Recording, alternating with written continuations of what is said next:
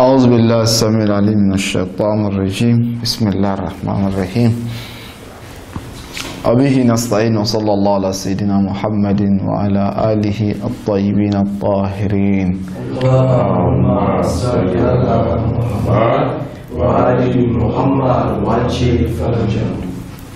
اللهم كن لوليك الحجة ابن الحسن صلواتك عليه وعلى آبائه في هذه الساعة وفي كل ساعة وليا وحافظا وقائدا وناصرا وظليلا وعينا حتى تسكنه أرضك توعا وتمطيه فيها طويلا برحمتك يا أرحم الراحمين.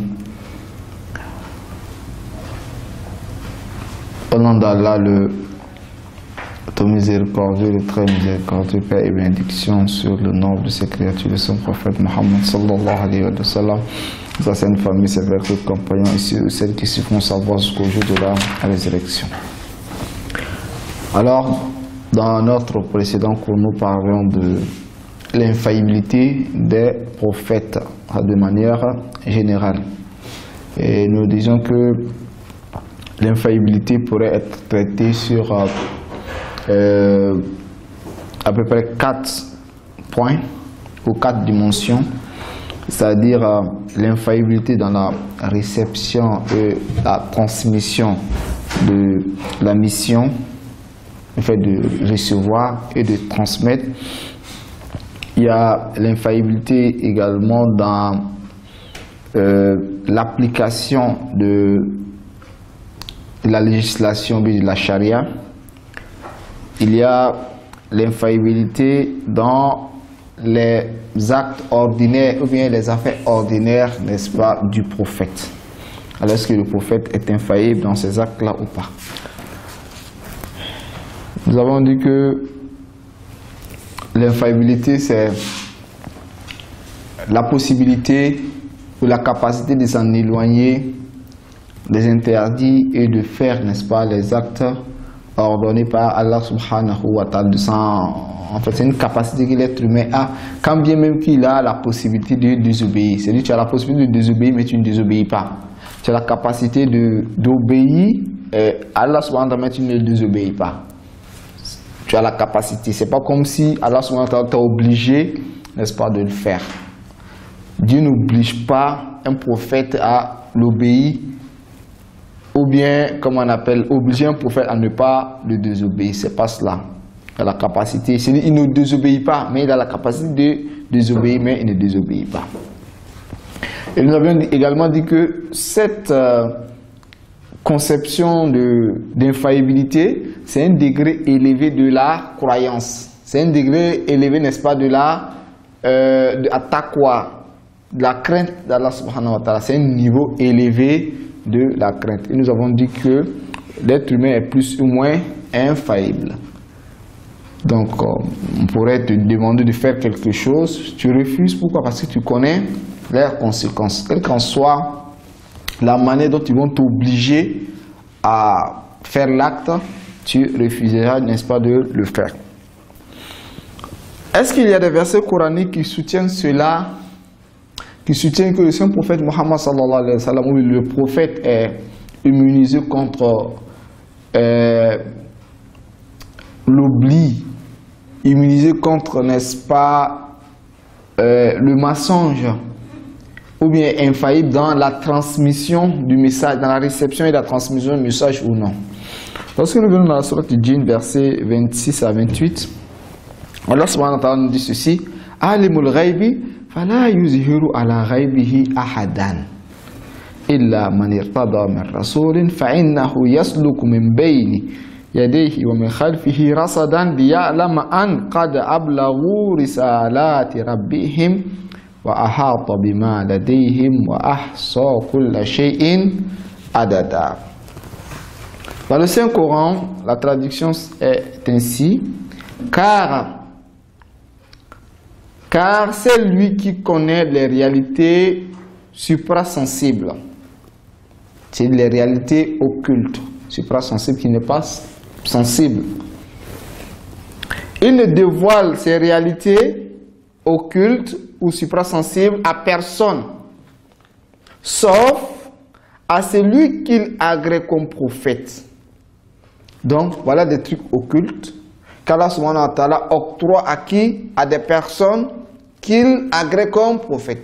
Alors, point d'interrogation, est-ce que les prophètes connaissent le cachet, connaissent l'occulte ou pas? C'est un sujet de divergence. Souvent, on accuse les chiites de manière spécifique.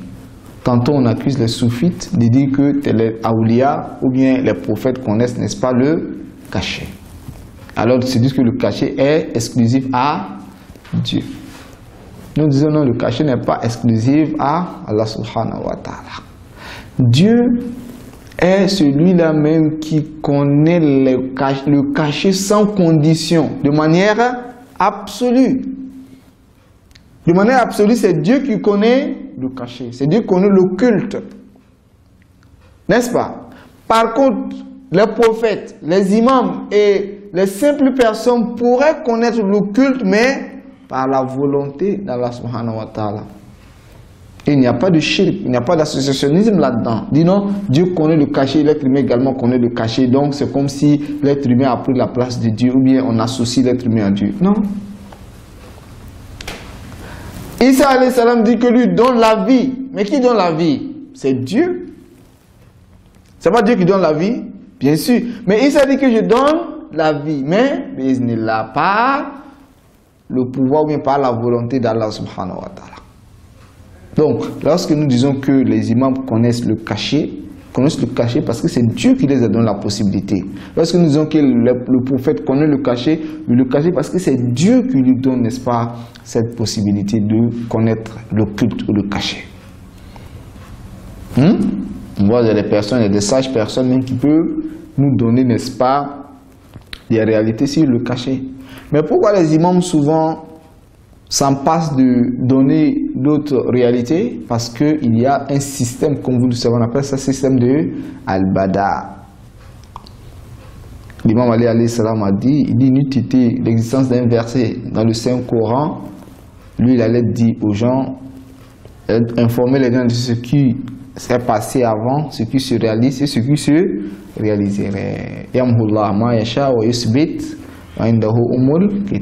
Dieu efface ce qu'il veut et applique ce qu'il veut. Et la mère des sciences se trouve auprès de qui? Auprès de Dieu. Donc la science qui ne change pas est auprès d'Allah subhanahu wa ta'ala.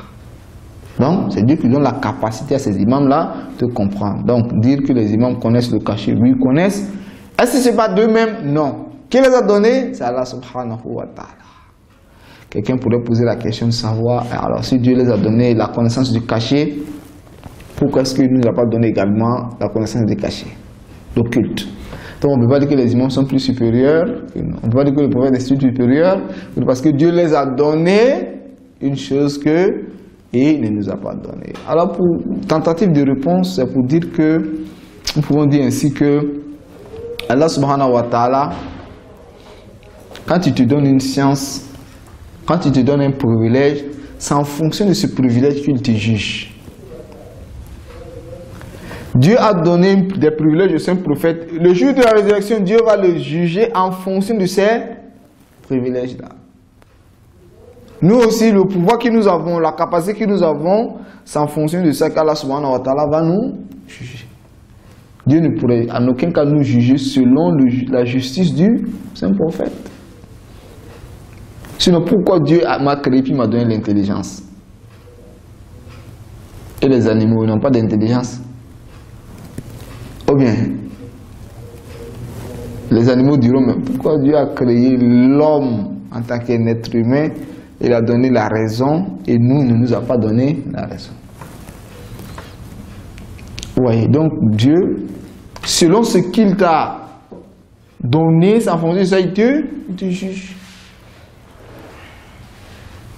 Donc nous, il nous a donné un certain niveau d'intellectuel, un certain niveau de compréhension. C'est en fonction de ça. Donc en fonction de la responsabilité de tout un chacun, il te donne, n'est-ce pas, la science et les capacités qui conviennent avec cela. L'être humain a une responsabilité sur terre, donc il t'a donné la raison. Est-ce que les animaux, ils ont la même responsabilité que nous? Non. Donc selon les responsabilités, Allah subhanahu wa ta'ala te donne. Mais pourquoi est-ce que tu n'as pas fait de moi prophète? Mais Dieu pouvait même te créer, mais de même pas te faire, toi, en tant qu'un être. Tu n'es pas obligé. C'est une injustice.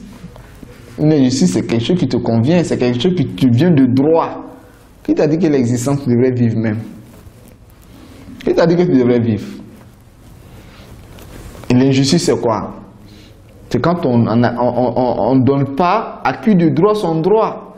Est-ce que tu as le droit d'existence? Tu n'as pas le droit d'existence. C'est Dieu de par sa miséricorde qui t'a donné, n'est-ce pas, le droit. Maintenant, quand tu as le droit d'exister, là maintenant, il te dit, bon, un tel, voilà, je t'ai donné la vie aujourd'hui. Maintenant, tu as la capacité de choisir le bien et le mal. Si tu choisis le bien, voilà ce que je te donne. Si tu choisis le mal, voilà en fait ce que je te donnerai, je te réserverai. Là, on peut parler de justice mais d'injustice. Pas sur la base de la création. La base de la création, tu n'existes pas pour qu'on dise que c'est mon droit. À quel moment on parle de son droit? Quand tu existes. Hein? Quand tu es né, tu existes. Là maintenant, je dis que j'ai un droit. J'ai un droit d'existence, j'ai un droit de vie, j'ai un droit, parce que je vis. Mais venons si la base de la création, qui ne fut rien pour dire non que moi comme on appelle là, j'ai le droit d'avoir telle chose, j'ai le droit d'avoir telle chose. Non. Alors souvent tu as créé, quand il t'a créé, il y a un objectif là, tu as un devoir. Donc c'est en fonction de ces devoirs qu'il te donne la capacité. Donc la capacité de chacun est selon, n'est-ce pas, son devoir. Donc alimul ghaib fala yuzhiru ala ghaibi ahadan illa man ittaba min rasulin. Sauf à celui qu'il agrée comme prophète, alors il octroie un savoir ou une connaissance qu'il fait précéder et suivre de gardiens. C'est-à-dire il fait précéder le prophète d'un gardien et il le fait suivre également d'un gardien. Leur objectif, c'est pourquoi? Pour savoir. Ici, le mot pour savoir, quand on applique à Dieu, ce n'est pas pour savoir, mais c'est pour que se réalise. Voilà, parce que comment on l'appelle? Pour savoir qu'ils ont bien communiqué les messagers de leur Seigneur. Dieu n'a pas besoin de quelque chose pour comprendre. C'est-à-dire, j'envoie le prophète, j'envoie ces gardiens-là pour savoir. Non, ça n'a pas de sens, ça. Voilà pourquoi on n'applique pas, c'est pas le terme savoir qui est traduit ici, mais c'est le terme afin que ça puisse se réaliser.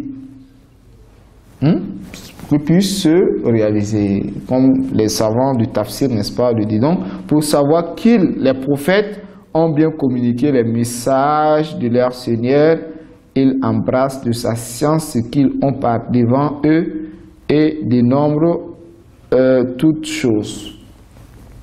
Donc ici, Dieu s'en charge d'envoyer des gardiens, un en face de lui, deuxième derrière. Pourquoi? Pour le protéger, bien sûr.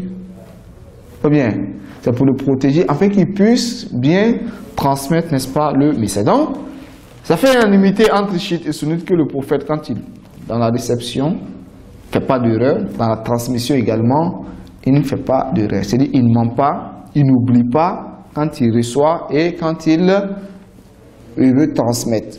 Si nous acceptons que le saint prophète pourrait faire d'erreur, pourrait oublier, pourrait mentir, alors on pourrait en aucun cas prouver l'authenticité du Coran. Parce qu'on se poserait la question, qu'est-ce qui prouve que le prophète n'a pas menti? Qu'est-ce qui prouve qu'il n'a pas oublié?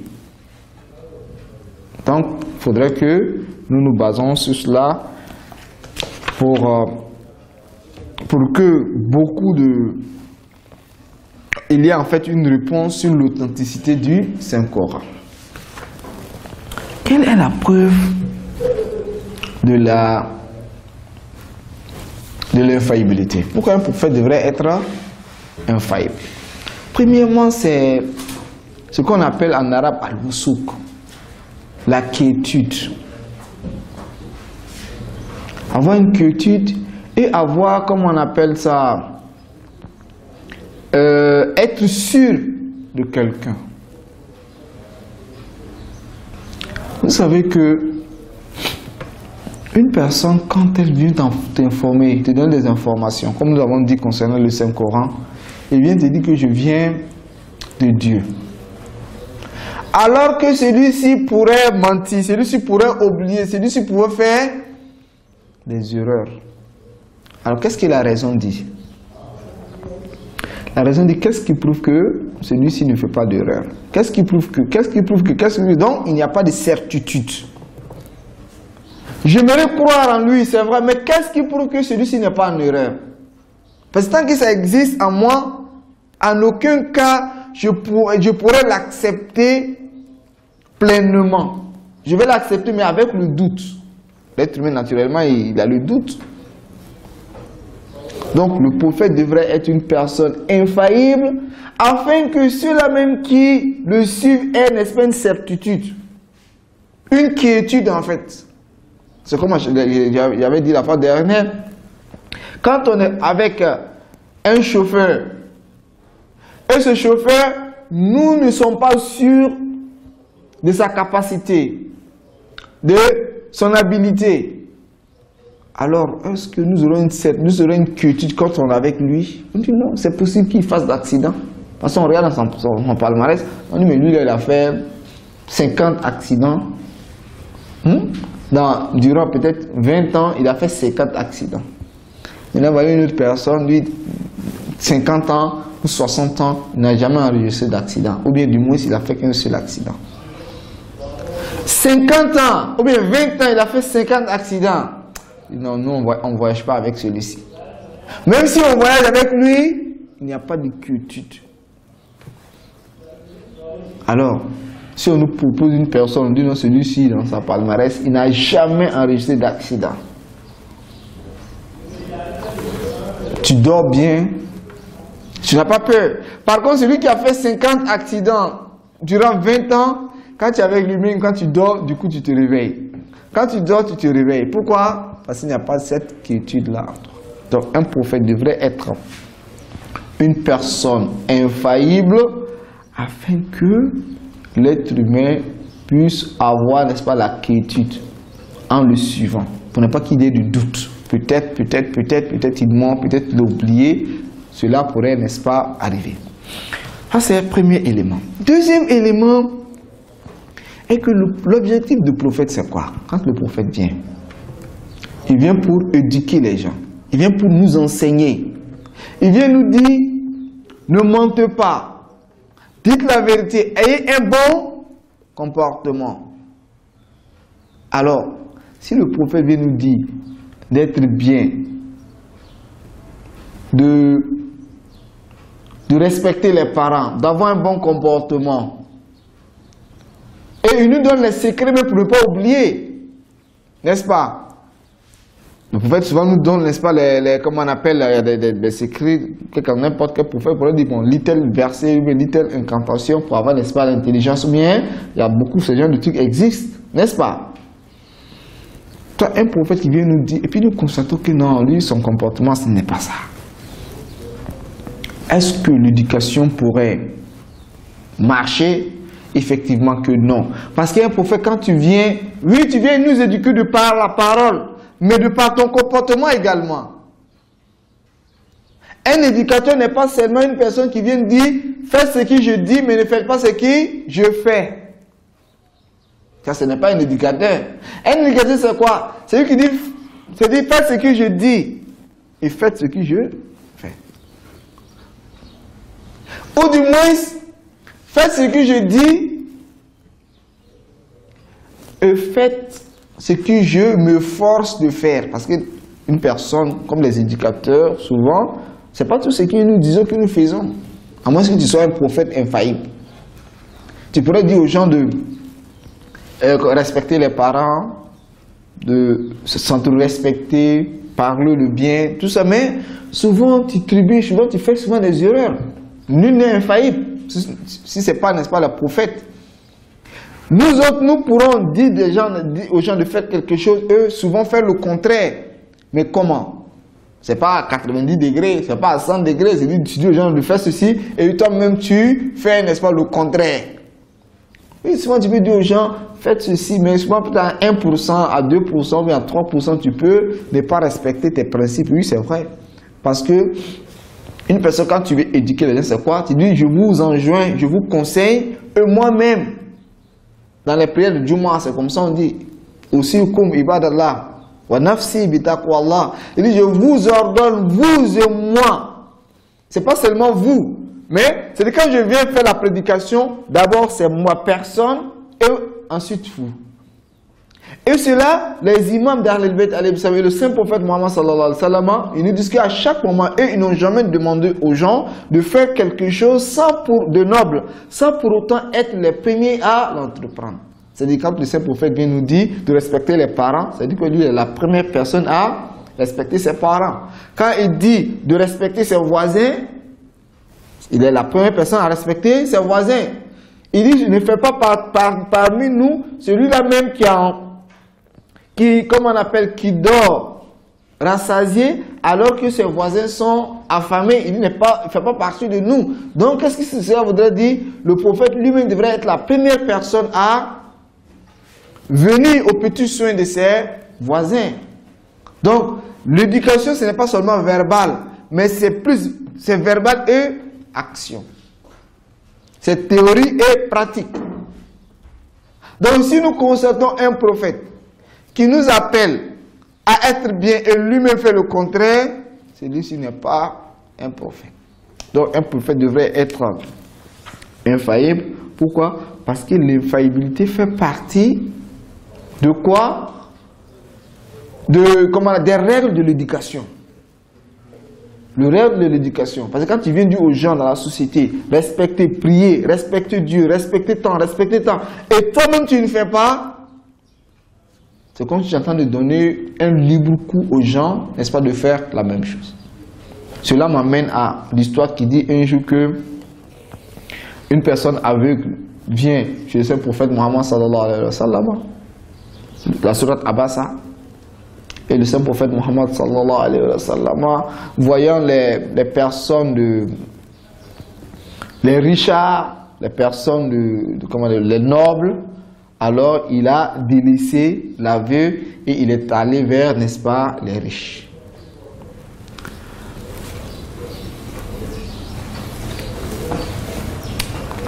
Quand on essaie de réfléchir, on regarde le prophète, le noble. Le prophète qui nous dit de ne pas rendre une personne supérieure à cause de ses biens. Le Saint-Coran qui nous dit que la supériorité se connaît, n'est-ce pas, à travers quoi? La science et la foi. Le plus supérieur, c'est soit le plus scientifique, ou bien celui qui a plus de foi. Parce qu'on respecte quelqu'un à cause de sa science, on respecte une personne à cause de la foi qu'il a. Parce qu'on demande de respecter les savants. Et pour montrer qui est plus supérieur dans la pensée islamique, c'est qui? C'est lui qui a plus de foi. Comment se fait-il que le saint prophète peut rendre supérieur les personnes parce qu'elles sont riches, parce qu'elles ont de l'argent et ils délaissent un pauvre? Alors que dans la pensée islamique, en islam, on nous demande de respecter les riches, les pauvres, de les respecter. Mais le prophète lui vient, il délaisse ses pauvres et il va, n'est-ce pas, vers les. Donc ça veut dire quoi? Il est en train de nous donner un libre coup à nous de faire la même chose. Donc ça veut dire quoi? Moi, si je fais la même chose, personne ne saurait me blâmer. Parce que la personne qui nous a amené le message même a fait la même chose. C'est le saint prophète Mohammed, le plus grand des grands. La plus meilleure personne que l'histoire aurait enregistrée. Si celui-ci n'était pas juste entre les riches et les pauvres, et nous. Tout essaie d'expliquer, oui, que parce que vous voyez, le saint prophète est allé vers les riches, parce que bon, s'il s'associe, s'il va vers les riches, bon, les riches ils ont de l'argent, ils pourront financer la religion. Quand le prophète est venu au début, il n'avait rien à voir avec les riches, parce que les riches ne venaient pas avec lui. C'est avec les pauvres il a évolué. Il n'est pas venu à cause de l'argent. Si c'est l'argent, il fait des bénédictions, Dieu va lui donner de l'argent. s'il laisse tout ça, il va travailler, il pourrait avoir, n'est-ce pas, de l'argent. Donc, pour dire que le saint prophète a rendu telle personne supérieure à telle personne, parce que ce sont des nobles, jamais de la vie, cela ne passe pas. Donc, le prophète ne peut pas nous conseiller à nous d'être justes et lui-même ne peut pas l'être. Vous voyez? Donc, le prophète devrait être une personne de bonne moralité. Alors, il y a aussi l'infaillibilité dans les actes ordinaires. On nous dit que le saint prophète Mohammed sallallahu alayhi wa sallam n'est pas, comme on appelle, infaillible dans les actes ordinaires. C'est-à-dire, une fois, le saint prophète Mohammed sallallahu alayhi wa sallam, il voit des personnes qui sont en train de cultiver. Il faut, n'est-ce pas, la culture. Mais le saint prophète leur donne une idée. C'est la date qu'ils étaient en train de planter. Alors le saint prophète leur a donné une idée. Ceux-ci ont accepté. Ils ont planté comme le saint prophète Mohammed l'a demandé. Alors, après, ça s'avérait qu'il y a eu une erreur. Les gens sont allés voir le saint prophète et disent, ah, mais le saint prophète, tu nous as donné une idée, on a expérimenté, mais ça n'a pas donné. Je veux dire que si une personne comme vous, si je vous parle de la religion, acceptez, mais si je parle des choses de la vie, vous n'êtes pas obligé d'accepter. En fait, c'est ce que la parole, n'est-ce pas, voudrait dire.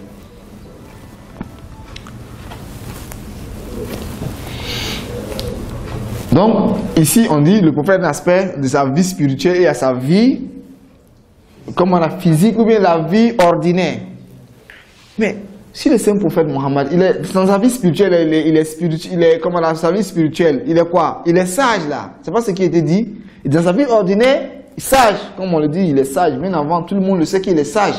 Alors, lorsque le saint prophète Mohammed sait qu'il ne connaît pas quelque chose, il devrait lui dire, je ne connais pas. C'est pour dire d'abord l'histoire. L'histoire, logiquement, ça ne passe pas. Mais lorsque nous acceptons l'histoire, on devrait dire que le prophète, quand il ne connaît pas, il devrait lui dire, ah, c'est seulement dit, je ne connais pas, je ne suis pas spécialiste. Moi, ma spécialité, c'est la spiritualité. Mais je ne suis pas un spécialiste. Pourquoi il ne pas dit cela? Cela va en encontre, n'est-ce pas? C'est-à-dire, en voulant régler ce problème, on essaie de mélanger un autre pour dire n'est pas sage. Parce que quand tu es sage, ça veut dire quoi? Quand tu n'es pas spécialiste, dis-le que je ne suis pas un spécialiste. Quand quelqu'un vient me voir et dit que je veux un remède, il dit, moi sincèrement, je ne suis pas médecin. Moi, c'est le Coran que j'ai appris. C'est les hadiths que j'ai appris. Je ne suis pas médecin. Vous voyez? Donc, on ne peut pas en aucun cas dissocier entre la vie spirituelle du saint prophète Mohammed et sa vie, n'est-ce pas, ordinaire. Sa vie ordinaire et sa vie spirituelle, sa vie, n'est-ce pas, ordinaire. Et même le musulman, nous sommes le musulman, alors nous, qu'est-ce qu'on dira? On a une vie ordinaire, une vie spirituelle? Non. Dans toute notre vie, il y a la spiritualité. Ta manière de manger, ta manière de dormir, tout.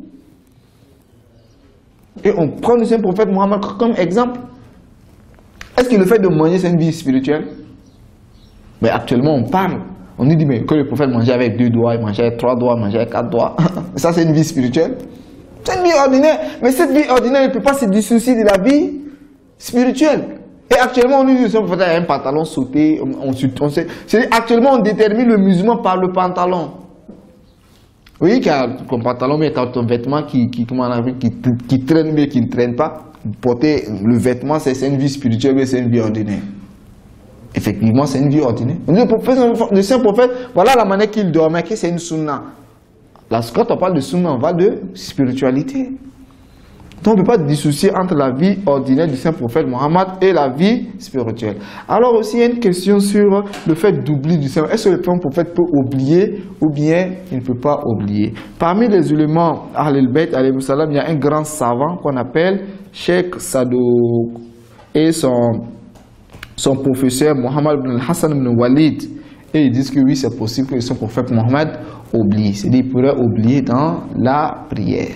Mais la majorité des éléments chiites ne sont pas de cet avis et ont écrit, n'est-ce pas, comment on appelle, des livres.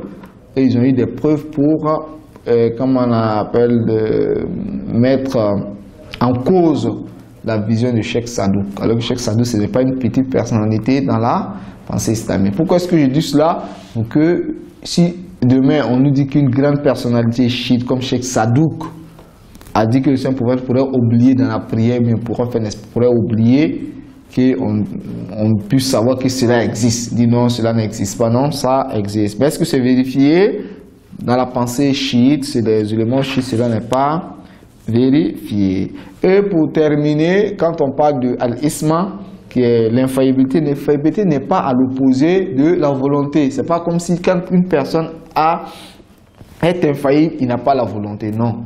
L'infaillibilité, c'est le pouvoir, c'est une capacité de pouvoir s'en éloigner des péchés et faire, n'est-ce pas, des actes obligatoires sans pour autant être imposé. Ça, c'est un. De deux, et que tu as la capacité de désobéir ou d'obéir. C'est comme ce que nous avons dit, c'est un niveau élevé de la, comment on appelle là, de la croyance, de taqwa. Tu te préserves, n'est-ce pas, soi-même. Donc, il ne faudra pas qu'il nous dise comme les saints pour le prophète Mohammed, les imams et quelques personnes ont cette capacité, alors c'est comme s'ils sont obligés. Non, ils ne sont pas obligés parce qu'ils ont la capacité de le faire. Le Saint Allah, dans le Saint Coran, nous dit il dit au Saint prophète Mohammed, si tu associes Allah subhanahu wa ta'ala, si tu es, comment on appelle, si tu associes Allah subhanahu wa ta'ala à d'autres divinités, tous tes actes auront péri ou bien périront. Donc c'est au Saint prophète Mohammed que Allah subhanahu wa ta'ala dit. Donc il y a cette capacité. S'il n'y a pas de capacité, pourquoi est-ce que on nous dit ceci? Wassalamu alaikum wa rahmatullahi wa barakatuh.